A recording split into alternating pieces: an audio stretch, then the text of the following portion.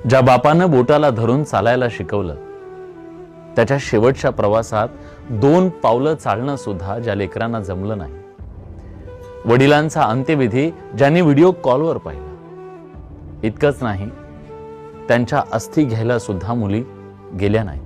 आपल्या मुलींना शेवटचं पाहण्याची एका बापाची इच्छा पूर्ण झाली नाही.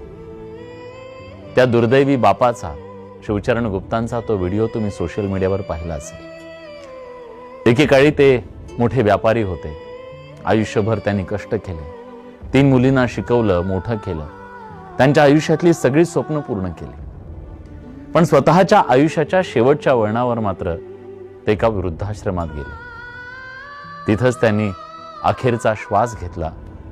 जवळ कोणीच नव्हतं. बाप गेल्याचं मुलींना सांगितलं, पण त्या आल्या नाही. 5100 रुपये पाठवतो, अंत्यसंस्कार करून घ्या म्हणून सांगितलं. ज्या बापानं लेकरांसाठी, शिक्षणासाठी, आजारपणासाठी, आनंदासाठी, भविष्यासाठी आयुष्यभर किती खस्ता खाल्ले असते, आयुष्यभर किती त्याग केला असेल, त्याला निरोप देण्यासाठी वेळ नाही. इतकं हे जग खरंच बिझी झालंय की निष्ठुर? हाच खरा सवाल आहे मित्र.